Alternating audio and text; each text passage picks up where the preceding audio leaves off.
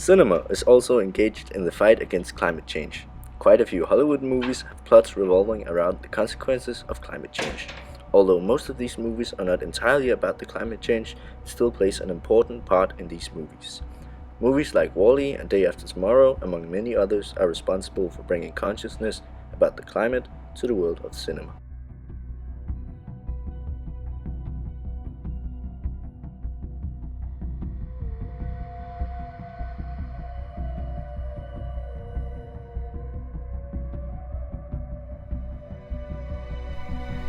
In Wall-E, the year is 2805 and the Earth is covered in garbage due to the huge consumerism of society. This has caused all of humanity to flee from Earth in a large spacecraft, leaving Wall-E, the cleaning robot, to clean up all the trash. Climate change needs to be explained, illustrated and depicted. You see, the art of the motion picture is the perfect way to do exactly that. We have a responsibility as human beings concerning the environment, and I think that it's important to show this to the kids.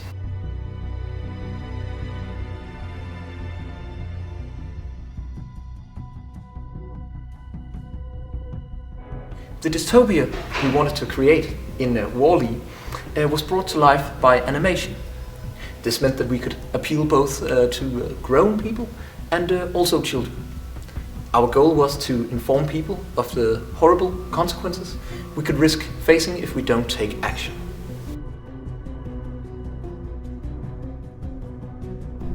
In The Day After Tomorrow, the scientist Jack fails to convince the diplomats at a UN convention to believe in his discoveries on climate change. This later proves to have fatal consequences when Jack's theory turns out to be true and the world is hit with one natural disaster after the other.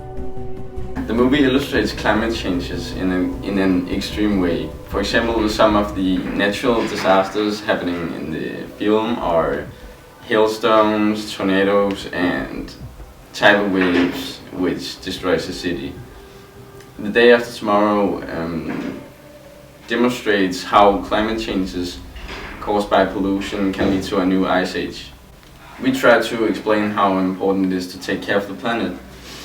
And we tried to do it we wanted to do it in an entertaining way. We thought that a piece of fiction would capture people's attention better than a documentary. Some of the consequences depicted in the movies The Day After Tomorrow and Wall-E are probably not that realistic.